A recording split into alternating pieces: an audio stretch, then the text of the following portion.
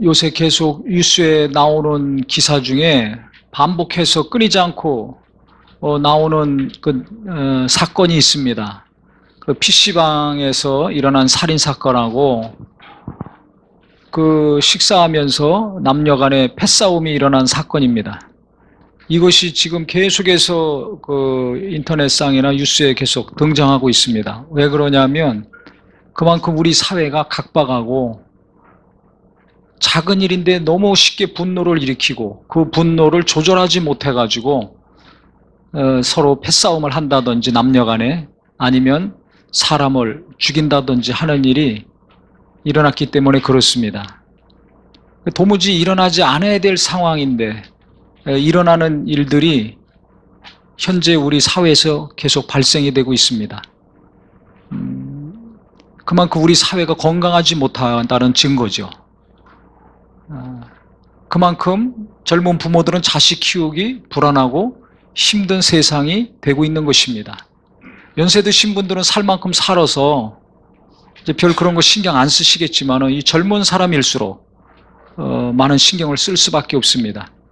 그럼 이런 문제를 어떻게 해결돼야 될 것인가? 저출산 문제만 하더라도 과거 정부부터 엄청난 예산을 쏟아 부었습니다. 하지만 호전되지 않고 있습니다. 돈으로 되는 것이 있고 안 되는 게 있습니다. 작은 일에 이렇게 상처를 받아서 흥분해가지고 사람을 계속 찔러 죽이는 거, 이거 무엇으로 해결되겠습니까? 서로 말 몇 번 하다 감정이 상해서 남녀 간에 서로 패싸움을 하는 거, 어린아이들이 왕따를 시키고 고통을 주고 하는 일들은 이전부터 계속 일어났죠. 학교에서 아무리 많은 교육비를 쏟아붓고 사회적인 비용을 쏟아부어도 해결되지 않고 더 심화되고 악화가 되고 있습니다. 왜 그렇습니까? 이 문제를 어떻게 해결합니까? 우리는 그런 세상에서 살아야 되고 결혼해야 되고 자식을 낳고 손자들을 키워야 됩니다. 어떻게 해야 됩니까? 정부에다만 대고 뭐라고 할 수가 없습니다. 학교에만 대고 뭐라고 할 수도 없습니다. 그분들도 노력을 하고 있는 거 아닙니까? 몇몇 불의한 사람들 때문에 고통스러운 일이 있고 지탄의 대상이 되기도 하지만은 근본적으로 이런 문제들을 해결하려면 가정에서 이것이 좀 해결돼야 되지 않는가, 그런 결론을 내릴 수밖에 없습니다. 왜? 해볼 거 다 해봤거든요.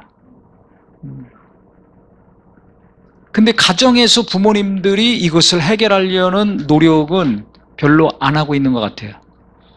그런 노력을 하고 사는 가정에서는 그런 이제 자녀들이 나오지 않죠. 그런 사람이 나오지 않고. 그래서 대부분의 이 사회적인 문제를 일으키고 교회에서도 특별히 다 은혜 받는데 은혜 받지 못하고 삐딱선을 타고 항상 시험 들어있고 남들도 시험 들게 하는 분들 어디 가나 있습니다. 사회에서도 적응 못하거나 문제를 일으키거나 범죄를 일으키는 분들이 있습니다. 이런 분들 가만히 보면 공통적인 문제가 있는데 그게 어디서 시작이 되는가? 가정에서 시작이 되더라고요.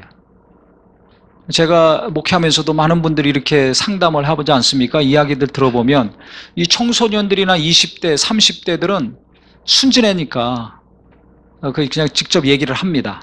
근데 벌써 40, 50, 60대 되면 자존심 체면이 있으니까 그런 얘기 안 하죠.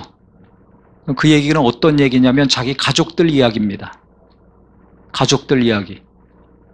제가 지난주에 어떤 분을 만났습니다.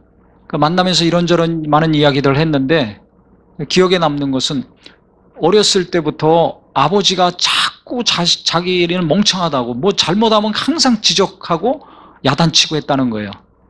대부분의 아버지들이 그렇죠. 어머니들도 그러고 뭐 그냥 간단한 일인데도 못하면 화가 나고 왜 그걸 못했냐 그러고 이렇게 하라 그러고 저렇게 하라 그러고, 이거 어떻게 보면 당연하고 마땅한 일인데 어린 자녀의 입장에서는 엄청난 충격이고 상처입니다. 그래서 그 친구는 뭐 나이 먹을 어느 정도 청년 될 때까지 자기는 멍청한 사람인 줄 알았다는 거예요. 아, 나는 정상인이 아니구나. 나는 멍청한 사람이구나. 하도 어려서부터 아버지한테 멍청하다고 일 못한다고 그것도 못하냐고 야단 맞고 꾸중을 들었기 때문에 그런 줄 알았다는 거예요.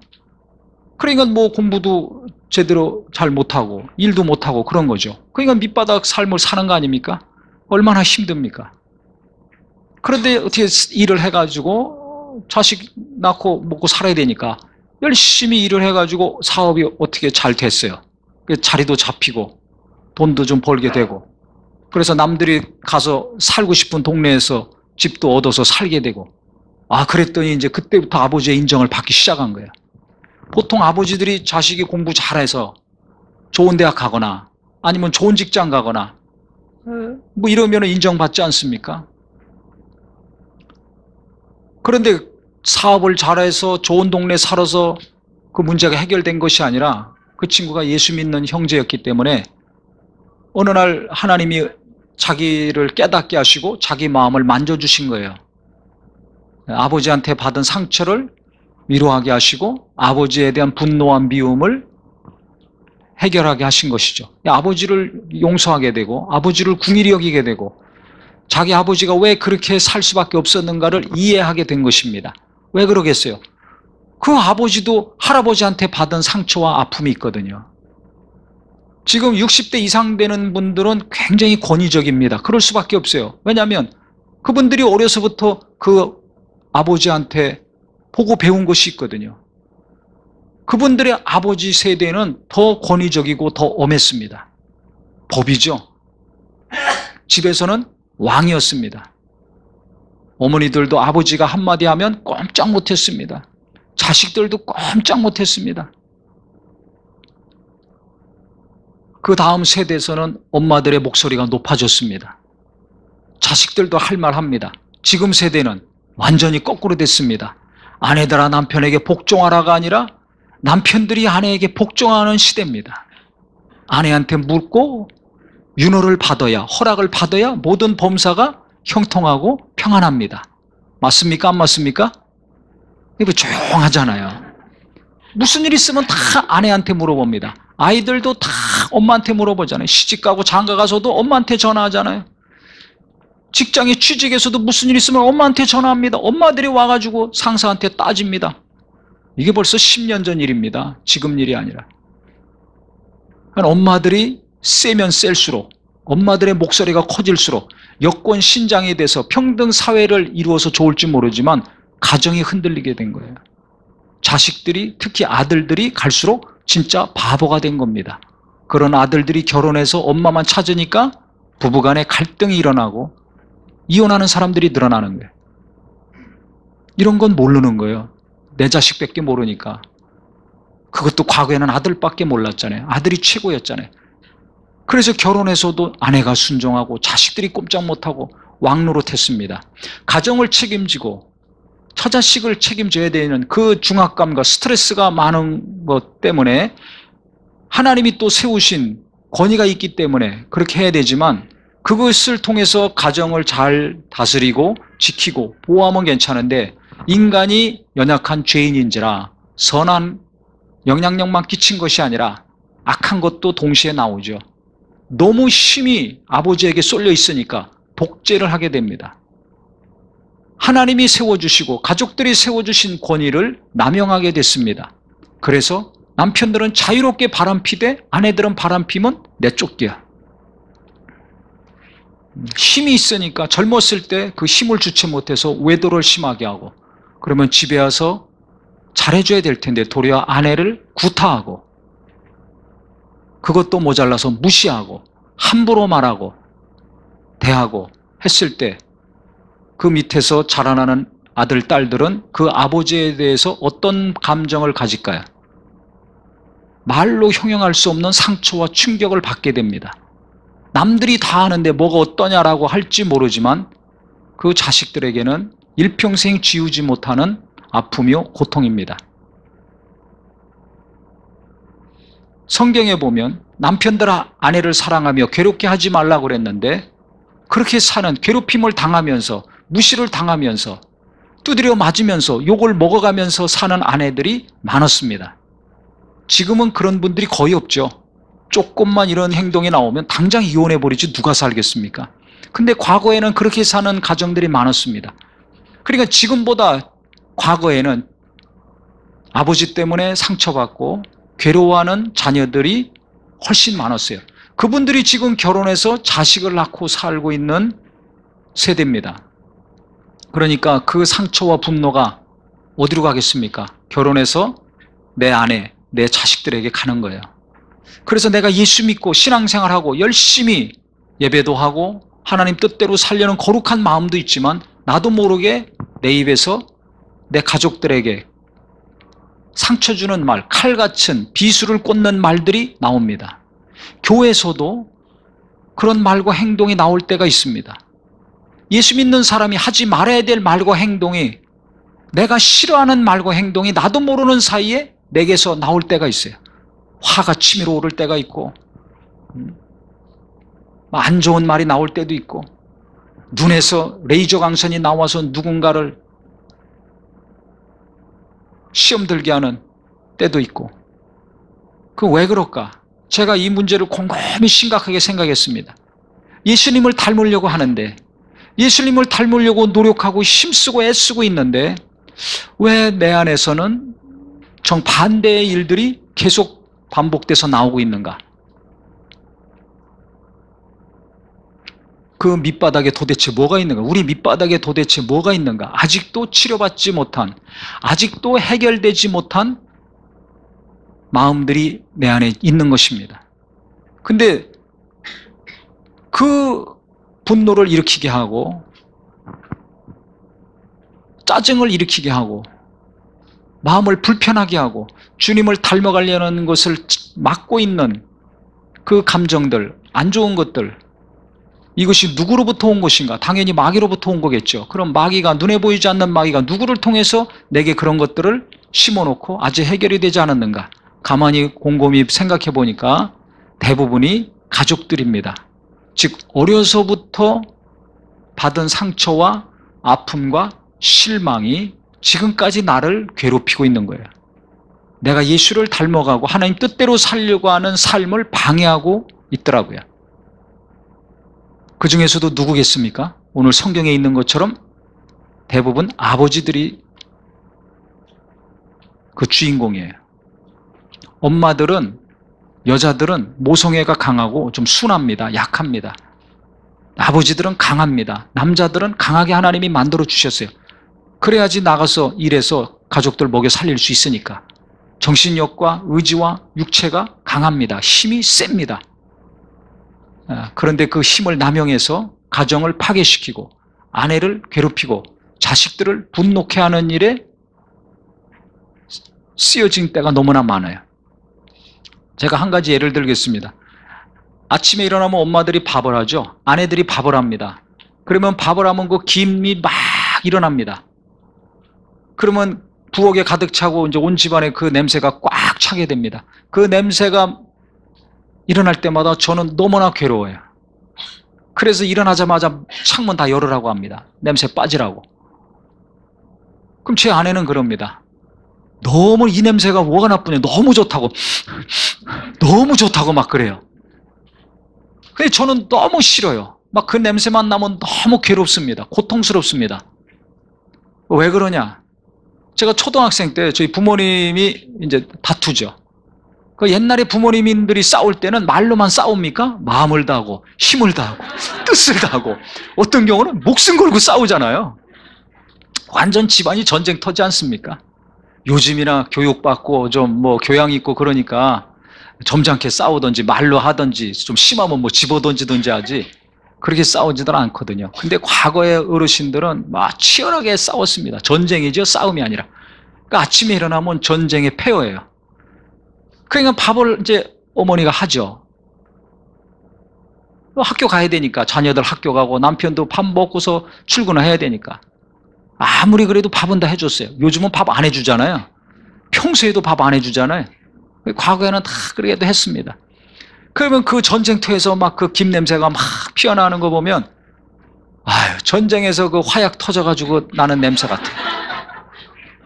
지금도 그 충격이 있는 거죠. 그러니까 수십 년이 흘렀는데도 그 충격이 남아있는 거예요. 그 다음에 부모님이 화목하게 잘 사셨어요. 그리고 부모에 대한 어떤 그 안 좋은 거는 거의 없는데 이상하게 아침에 그 밥 냄새만 맡으면 괴롭더라고요. 꼭 우리가 수술해서 뭘 떼어내더라도 나중에 꼬매지 않습니까? 꼬매면 그 상처가 남아있죠. 바늘 자국이 있잖아요. 한 것처럼 부모님들이 이제 나중에 예수 믿고 잘 사시고 관계들도 좋았지만 그 어렸을 때 받았던 그 충격, 그 어린 나이에 받았던 그 충격은 지금까지 남아요. 아마 평생 가지 않을까 이렇게 생각을 합니다. 이 상처 나면 수술을 해서 나섰지만 상처는 그냥 가는 것처럼 그런 것 같아요. 나중에 이게 어떻게 될지 모르겠지만 그 누구나 그런 것들이 하나만 있겠습니까? 누구나 다 있어요. 내가 의식하든 의식하지 않든. 다른 냄새는 괜찮은데 밥 냄새면 특히 더 아주 싫더라고요. 남들이 아무리 좋지만 나는 어떤 것을 보거나 들었을 때 나도 모르게 안에서 분노가 일어날 때가 있습니까? 없습니까? 있잖아요. 부부간에 부모 자식 간에도 아무렇지도 않고 평안하다가 갑자기 무슨 일이나 말만 하면 흥분이 되고 목소리가 높아지고 표정이 돌변할 때가 있습니까? 없습니까? 있죠. 그럼 왜 그럴까요? 예수 믿는데 기도도 하는데 왜 그럴까요? 내 안에 어떤 아픔과 상처가 있는 것입니다. 언제? 어렸을 때 받은 것. 어렸을 때 내 의지가 아직 형성되지 않고 내 인격이 제대로 형성되기 이전에 받은 충격들, 그건 주로 누구로부터 온 것이겠어요? 부모님으로부터 온 것이죠. 대부분은 아버지로부터 온 것입니다. 그래서 우리 아버지들이 힘든 것은 그 위에 아버지로부터 받은 것이 있는데 그것이 해결되지 않은 상태에서 결혼해서 자식을 낳고 지금 살고 있는 거 아닙니까? 그러니까 도무지 이 남편을 이해할 수가 없어. 도무지 우리 아버지를 이해할 수가 없어. 그건 왜 이해할 수가 없어요? 그 아버지의 과거를 몰라서 그래요. 그래서 부부간에 부모 자식 간의 관계가 더 좋아지시려면 우리가 예수를 닮으려고 노력하고 있는데 그것이 제대로 이루어지려면 내 역사, 내 과거의 역사를 내 아내에게 이야기해 주시기 바랍니다. 남편에게 질문하세요. 당신의 부모님은 어떤 부모였는가? 당신의 어린 시절, 청소년 시절, 청년 시절은 어떠했는가? 물으시고 들으셔야 됩니다. 그래서 먼저 내 아내가 그걸 듣고 나를 이해해야 돼. 아내가 이해가 되면 자식들은 절반은 이해가 됩니다. 왜? 엄마가 아버지에 대해서 이해시키는 일을 하거든요. 그러면 지금보다 몇 배로 관계가 좋아질 것입니다. 아내들아 남편에게 복종하라. 이건 무슨 말입니까?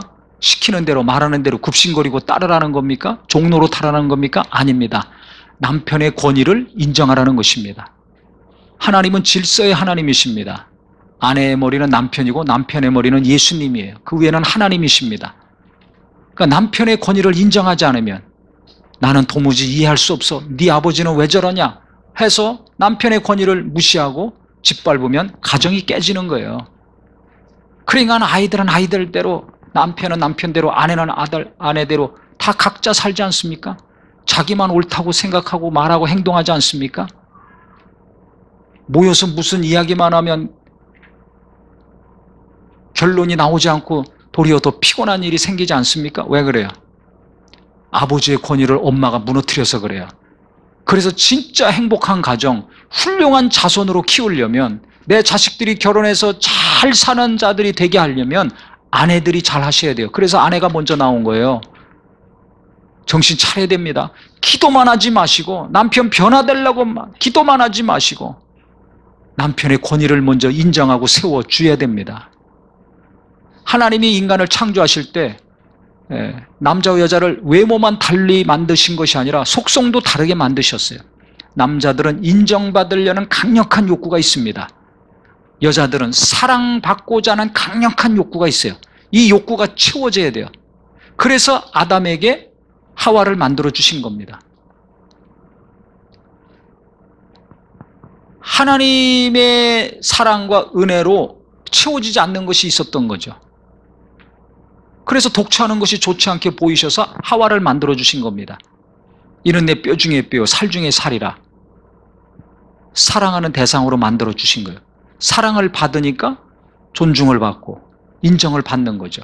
인정을 받고 사랑을 받으니까 또 사랑하게 되고, 이게 왔다 갔다 하는 거예요.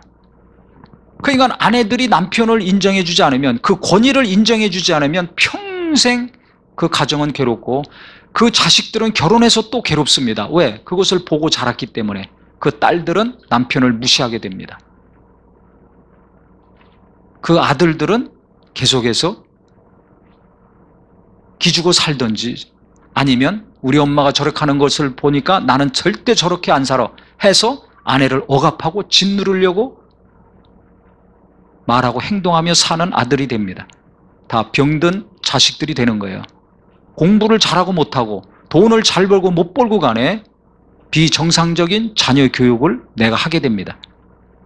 그래서 어머니들이 먼저 남편들이 믿음 생활을 잘하건 못하건 사회생활을 어떻게 하든 관계없이 온전한 믿음을 갖게 하고 건강한 남편, 정상적인 사람이 되기를 원한다면 기도하는 것과 동시에 그 권위를, 가정에서 남편의 권위, 아버지의 권위를 세워주고 인정하셔야 됩니다. 아멘? 그 다음에 남편들은 아내를 사랑하며 괴롭게 하지 말라고 그랬어요. 지금도 내가 아내를 괴롭히는 것이 있습니까? 없습니까? 100%네요. 숨소리도 안 들리는 거 보니까. 아내한테 물어보세요. 당신은 나 때문에 괴로운 게 무엇인가 물어보세요. 그 리스트를 쭉 적어서 받으세요. 그래서 그거 하나씩 하나씩 고쳐가려고 노력해야 될 겁니다. 나 때문에 내 아내가 괴로워하는 거 갈수록 줄어들어야 되는 거 아닙니까? 내가 예수를 닮아가면 닮아갈수록 그것이 줄어들어야 됩니다. 그런데 이전이나 지금이나 똑같아. 그러면 내게 문제가 있는 거죠. 내 신앙에도 문제가 있는 거예요. 그래서 아내를 괴롭히하는 거, 그 다음에 나온 게 뭡니까? 자녀를 노엽게 하지 말지니 낙심할까 함이라. 이것은 아비들아 그랬어요. 아버지들에게. 엄마는 빠져있죠. 엄마 때문에 괴로운 자녀들은 좀 드뭅니다. 있기는 있지만 대부분이 아버지 때문에, 아버지의 독재와 아버지의 그 교만과 아버지의 억압과, 아버지는 왕노릇하니까 자기 마음대로 막 한단 말이에요. 그리고 우리들 보고는 하지 말라 그래. 자기는 성경대로 안 살면서 우리는 성경대로 살아라 그래. 자기가 잘못한 건 뭐라고 안 하고 내가 잘못했을 때만 뭐라 그래. 그러니까 자식들이 상처하고 분노가 일어나는 거예요. 말은 못하지만 어려서부터 분노가 쌓입니다. 이것이 나중에 폭발하는 거예요. 가정에서 터지든지 학교에서 터지든지 직장에서 터지든지 교회에서 터지든지. 그래서 교회에서도 정상적인 사고와 행동을 안 하는 분들이 있습니다. 정말 이상한 분들이 있어요. 대부분에 보면 이게 어려서부터 뭔가 충격을 받고 상처를 받아가지고 삐뚤어진 거죠. 생각이 삐뚤어지고 마음이 삐뚤어진 거예요. 또 멀쩡한 것 같은데 은혜를 못 받아. 다른 사람들은 다 은혜 받는데 은혜를 못 받아. 왜 그런가? 하나님에 대한 오해가 있어요. 자기 아버지에 대해서는 너무 그냥 질려가지고 하나님 아버지 그러면 자기 아버지가 자꾸 생각나는 거예요. 우리 아버지는 나한테 해준 것도 없는데, 날 사랑해 준 것도 없고, 우리 엄마한테도 잘해주지 않고, 경제적으로도 뭐 책임을 안 져가지고 우리 엄마가 고생하면서 다 먹고 살았고 공부시켜줬고. 그러니까 아버지 그러면 좋은 기억이 하나도 없어. 그런데 하나님 믿으니까 하나님을 아버지라고 하네. 그러니까 하나님까지는 말이 나오는데 아버지 말이 안 나오는 거예요. 하나님, 기도할 때도 하나님 이렇게 하면서 뭐 기도할 수 있는데 하나님 아버지 소리는 안 나오는 거예요. 딱 입에서부터 막혀요. 왜? 그 사람의 육신의 아버지가 너무 큰 고통과 아픔을 계속 주었기 때문에 아버지라는 단어 쓰기가 싫은 겁니다. 그냥 그런 분들은 하나님에 대해서 온전한 은혜 받기가 어려워요. 저는 그런 분들 많이 봤습니다. 제가 대학생 사역을 했기 때문에 그 오래전에도 수십 년 전에도 어떤 친구가 은혜를 받았어요. 성령도 받았어요. 근데 아버지라고 하기 싫다는 거예요. 아버지라는 말이 안 나온다는 거예요. 하나님이라고는 하겠다는 거예요. 왜 그러냐? 자기 아버지가 걸려있는 거예요. 지금도 마찬가지입니다. 자기 아버지가 걸려 있어가지고 하나님을 오해하는 분들이 있어요. 하나님은 사랑이시다. 아닌 것 같아. 하나님이 뭘 사랑해? 내가 현재 하고 있는 일이 잘 안 되는데. 많은 사람들이 다 말씀에도 은혜 받았다는데 말씀에 은혜 못 받아. 도리어 시험 들어. 왜 그런가? 가만히 얘기해 보면 그 밑에 그 사람의 아버지가 걸려 있어요. 아버지가 권위적으로 함부로 했던 그 모습을 목사님을 통해서 보거나 집사님을 통해서 보거나 직장의 상사나 선생님을 통해서 볼 때 그 사람은 학교에서 공부 제대로 못합니다. 직장에서도 직장일 못합니다. 교회에서도 은혜를 못 받아요. 왜? 그 아버지가 그 사람의 마음을 어둡게 만들고 있어요. 아버지의 그림자가 계속 있는 거예요. 이걸 알아야 됩니다. 내 남편이 이상합니까? 내 남편의 아버지의 그림자가 내 남편을 괴롭히고 있는 거예요. 하나님의 은혜가 못 들어가게 가로막고 있는 겁니다. 해가 비출 때 눈부시니까 이렇게 눈을 가리죠. 손바닥만 있더라도 손바닥만한 그림자가 내게 있는 거예요. 내 안에 하나님의 은혜를 가리고 있는 것이 있는 겁니다. 하나님의 사랑을 가로막고 있는 무엇인가가 있는 거예요. 내가 용서도 하고 기도도 하고 회개도 하고 이해도 하고 궁일이 여김 받았는데 궁일이 또 여기기도 했는데 뭐가 아직도 남아있는가? 그것을 깨닫는 은혜가 있기를 예수 이름으로 축원합니다. 내가 예수를 닮으려고 하는데 그것을 가로막고 방해하고 있는 것들이 있다면 바로 그 그림자입니다. 근데 그 그림자의 주인공은 대부분 나의 아버지나 어머니일 경우가 많습니다.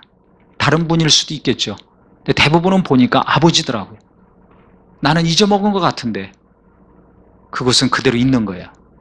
나는 없다고 생각했는데 내 마음이 괴로워하고 있고 어느 한 구석이 어두움에 있는 겁니다. 그러니까 그 어둠에서 결정적인 순간에 안 좋은 말이 나오고 내 마음을 불편하게 하고 분노가 일어나게 하는 거예요. 그런 마음과 행동을 내가 하지 말아야 되는데 안 좋은 말을 하지 말아야 되는데 왜 갑자기 내 안에서 그런 것들이 나오는가? 어두움이 있어서 그래요. 무엇인가가 가로막고 있어서 그렇습니다. 누구로부터 온 것인가? 어디로부터 온 것인가?